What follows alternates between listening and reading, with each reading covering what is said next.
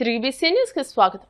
రాష్ట్రంలో కూటమి ప్రభుత్వం చేపట్టిన మెగా డిఎస్సి ఫలితాల వెల్లడిలో అభ్యర్థులను దగా చేసేందుకు కూటమి ప్రభుత్వం ప్రయత్నం చేస్తుందని వైఎస్ఆర్సీపీ విద్యార్థి విభాగం ఆరోపించింది. భీమవరం అంబేద్కర్ సెంటర్లో శుక్రవారం దగా డిఎస్సి అంటూ నిరసన కార్యక్రమాన్ని నిర్వహించారు. ఈ సందర్భంగా వైఎస్ఆర్సీపీ రాష్ట్ర విద్యార్థి విభాగం ప్రధాన కార్యదర్శి తమనంపూడి సూర్య వెంకట గణేష్ రెడ్డి, రాష్ట్ర విద్యార్థి విభాగం కార్యదర్శి గంటా రాహుల్, జిల్లా విద్యార్థి విభాగం అధ్యక్షులు అరిగేలా అభిషేక్, తణుకు నియోజకవర్గం విద్యార్థి విభాగం అధ్యక్షులు పాల్ మాట్లాడుతూ డిఎస్సి మెరిట్ లిస్టులు, రోస్టర్ వివరాలు సరిగ్గా ప్రకటించలేదని, అభ్యర్థుల డేటాను మాయం చేసి అభ్యర్థులకు తీరని అన్యాయం చేశారని మండిపడ్డారు.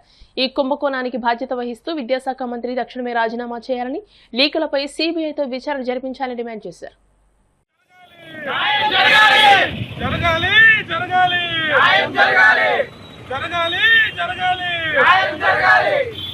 కూటమి ప్రభుత్వం వైఖరి రచించాలి.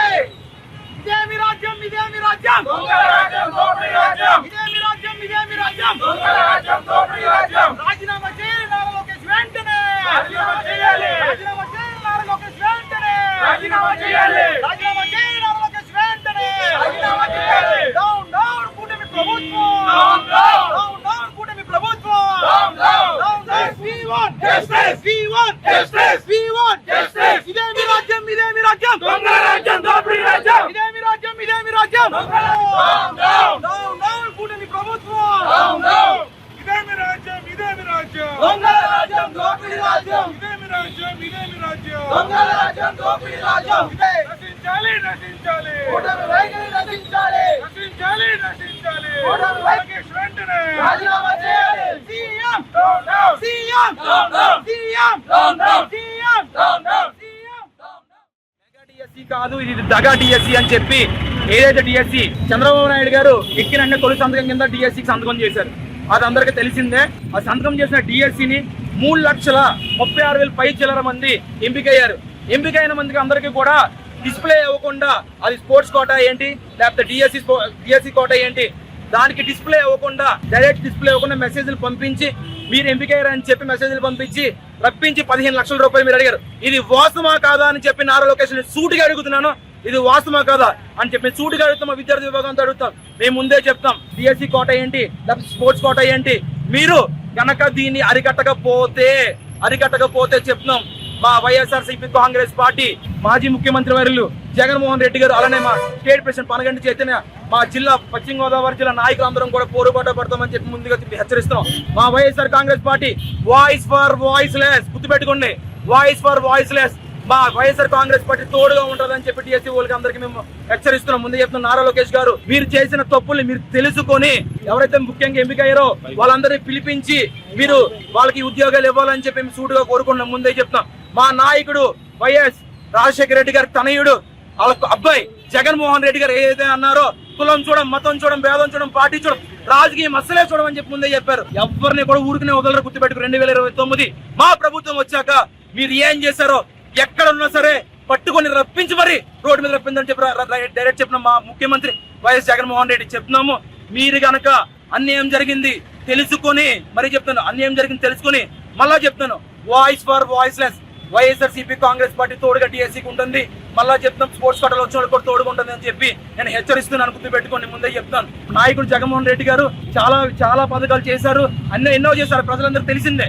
కానీ దీంట్లో అన్యాయం జరిగితే మాత్రం మామూలు ఊరుకోరని చెప్పి నేను చెప్తున్నాను.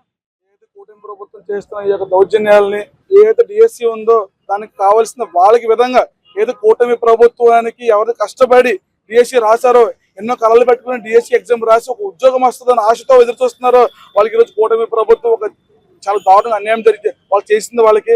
దీనిలో ఎవరైతే డిఎస్సి బాగా రాసి మెరిట్లు వచ్చిన వాళ్ళకి ఇక్కడ అలాట్మెంట్ లెటర్లు లేవు. ఏదైతే కూటమి ప్రభుత్వం వాళ్ళకి నచ్చిన వాళ్ళకి వాళ్ళ అలాట్మెంట్ లెటర్లు ఇచ్చుకున్నారు.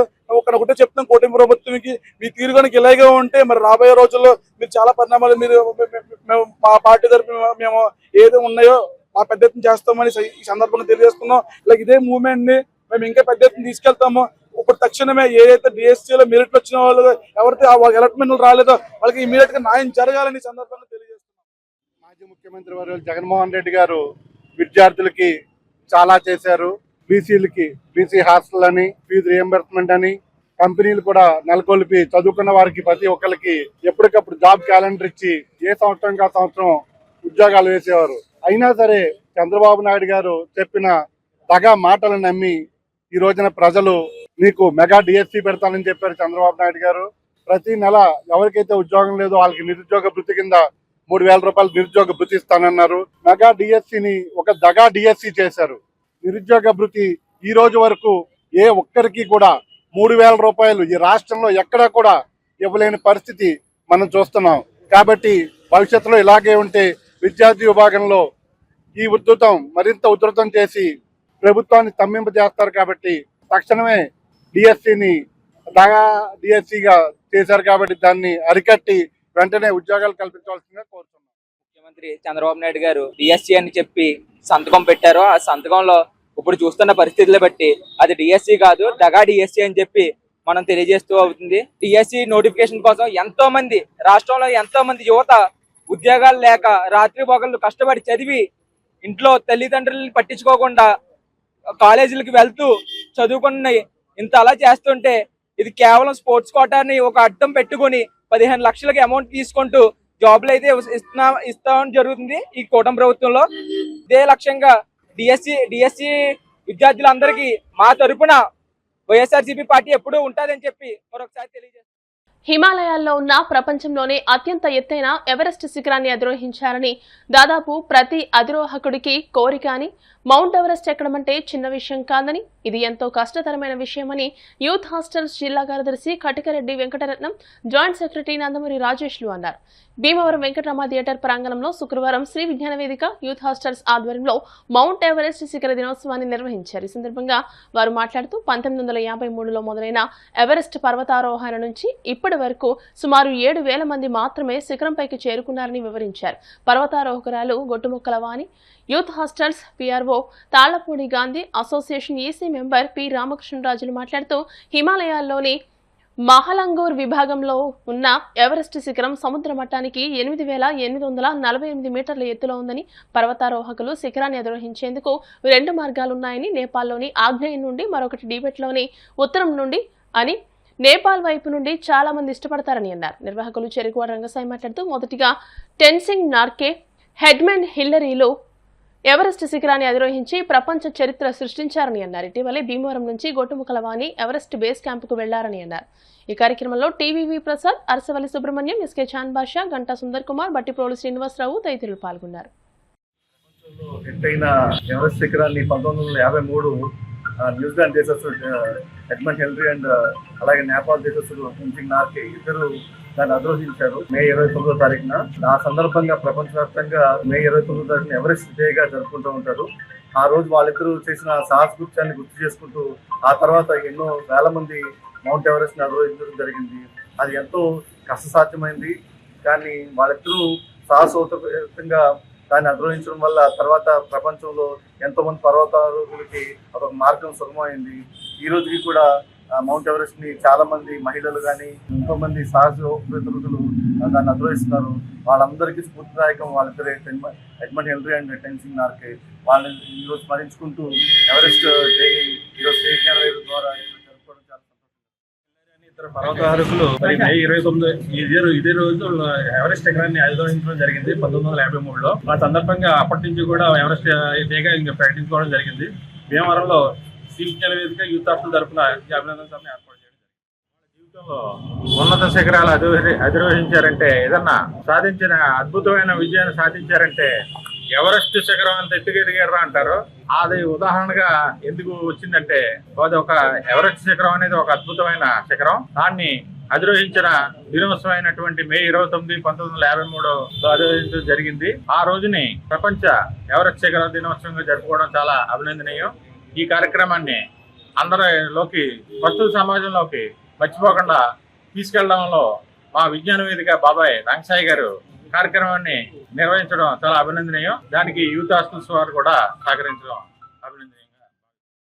మొట్టమొదటిసారిగా 1929 టెన్సింగ్ నార్కే తర్వాత ఎడ్మండ్ హిల్లరీ కూడా ఫస్ట్ పర్వతారోహణ చేశారు.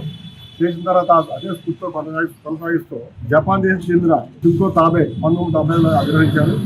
ఇండియాలో ప్రథమ మహిళ ఉత్తరాఖండ్ వారు బచేంద్ర పాల్ నిర్వహించారు. తర్వాత మన వరమ గారు విశాఖపట్నం నుంచి ఆయన కూడా ఎవరెస్ట్ ఇక్కడ అధిరోహించారు. అన్వేష్ మన యూత్ తర్వాత జూచూరు ప్రవీణ్ గారు కూడా అధిరోహించారు. బేస్ క్యాంపులు కూడా చాలా మంది అధిరోహించారు. మా యూత్ హాస్టల్ స్ఫూర్తిని మేము కూడా అందరూ హర్షం ప్రకటిస్తూ వాళ్ళందరూ సహకారం చేస్తున్నాం. కాబట్టి ముందు కాలంలో కూడా అదే స్ఫూర్తి తీసుకొని యూత్ అంతా కూడా శిఖరాలు అధిరోహించాలని కోరుకుంటూ మరి వారి మండల కేంద్రమైన కాళ్ల గ్రామంలో గణపతి సచ్చిదానంద స్వామీజీ 84వ జన్మదిన వేడుకలు 3వ రోజుతో ముగిశాయి. ఈ సందర్భంగా ఎస్డీహెచ్ఎస్ వాలంటీర్ల ఆధ్వర్యంలో స్వామీజీ జన్మదిన మహోత్సవాల ముగింపు సందర్భంగా కాళ్ల దత్త పాదుకా క్షేత్రం నందు పాదచారులకు వాహనదారులకు మజ్జిగ వితరణ, స్వీట్లు, పండ్లు పంపిణీ చేశారు. ఈ కార్యక్రమంలో ఎస్డీహెచ్ఎస్ వాలంటీర్లు, భక్తులతో పాటు గ్రామస్తులు పాల్గొన్నారు.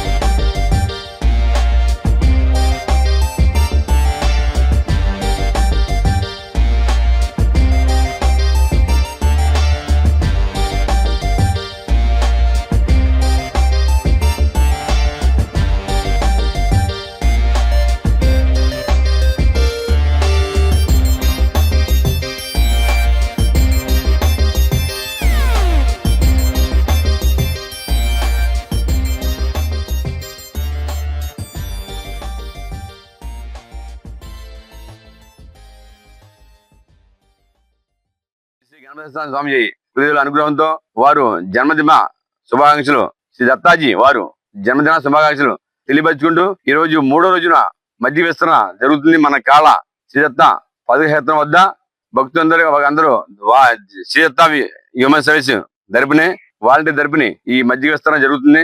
భక్తులందరూ కూడా మండు ఎండలో రహదారులు వెళ్లే వాళ్ళని కూడా ఆపి వారందరికీ దావతం తీర్చే మధ్య పడి జరుగుతుంది. గురుదేవులు ఆశీస్సులతో అనుగ్రహంతో ఈ యొక్క కార్యక్రమం చేపట్టడం జరిగింది. ఉండి మార్కెట్లోని కనకదుర్గమ్మ ఆలయం వద్ద వెలివరు గ్రామానికి చెందిన గాదరాజు రామకృష్ణరాజు, సావిత్రమ్మ దంపతుల కుమారుడు గాదరాజు సుబ్రహ్మణ్యం రాజు, జ్యోతి దంపతుల ఆర్థిక సహకారంతో శుక్రవారం అన్నసమారాధన జరిగింది. ఆలయ కమిటీ అధ్యక్షుడు కాగిత మాతయ్య మాట్లాడుతూ అమ్మవారి ఆలయాన్ని కృష్ణశిల రాతితో నిర్మిస్తున్నామని తెలిపారు. 21 సంవత్సరాల నుంచి అమ్మవారి ఆలయం వద్ద ప్రతి శుక్రవారం అన్నసమారాధన జరుగుతుందని చెప్పారు. భక్తుల సహకారంతో ఈ కార్యక్రమం నిర్వహిస్తున్నామని పేర్కొన్నారు. ఆలయ నిర్మాణానికి దాతలు స్వయంగా ఆలయ కమిటీని సంప్రదించాలని కోరారు. సుబ్రహ్మణ్యం రాజు మాట్లాడుతూ లోక కళ్యాణార్థం ఈ కార్యక్రమాన్ని చేపట్టామని తెలియజేశారు. సుబ్రహ్మణ్యం రాజు, జ్యోతి, వెలివెరు గ్రామ మాజీ ఉప సర్పంచ్ ముదులూరి శ్రీనివాసరాజు, వీరపేరంటాలమ్మ ఆలయ కమిటీ మాజీ చైర్మన్ మంతెన రంగరాజు, ఉండి లయన్స్ క్లబ్ కార్యదర్శి రంగప్రసాద్ రాజు తదితర ప్రముఖులు అమ్మవారిని దర్శించుకుని నైవేద్యాలు సమర్పించారు. అనంతరం అన్నప్రసాదం నిర్వహించారు.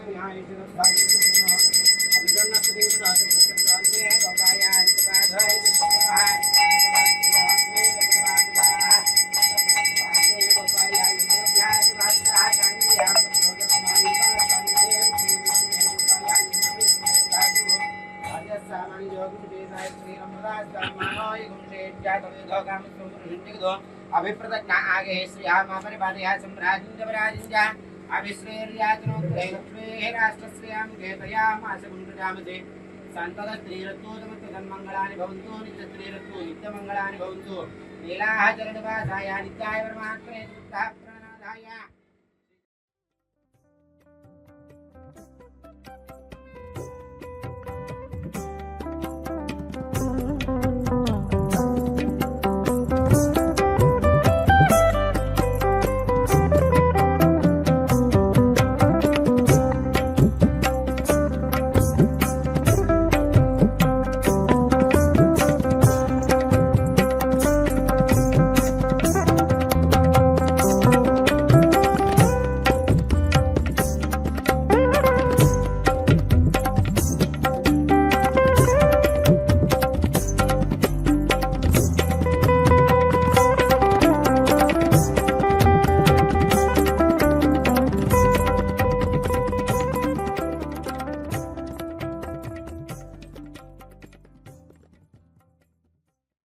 శ్రీ కనకదుర్గమ్మవారి ఆలయం నిర్మాణం జరుగుతున్నది. ఆలయం వద్ద ప్రతి శుక్రవారం 1500 మందికి భోజనాలు జరుగుతున్నవి.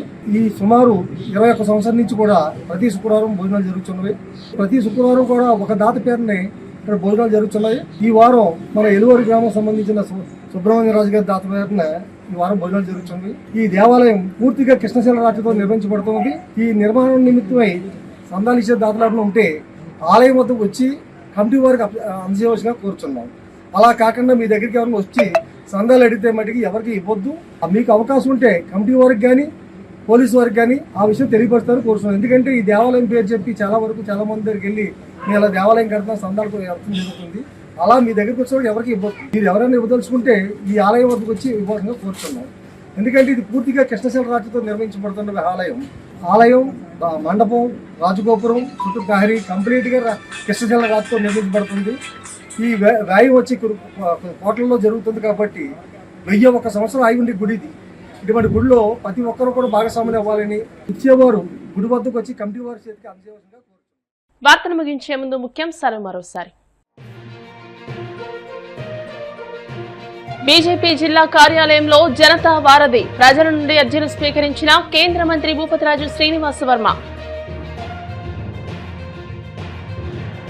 ఉండి నియోజకవర్గానికి సంబంధించి 52 మంది లబ్ధిదారులకు సుమారు 23 లక్షల రూపాయలు సీఎం రిలీఫ్ ఫండ్ చెక్కులను బాధిత కుటుంబాలకు అందించిన డిప్యూటీ స్పీకర్ రఘురామ.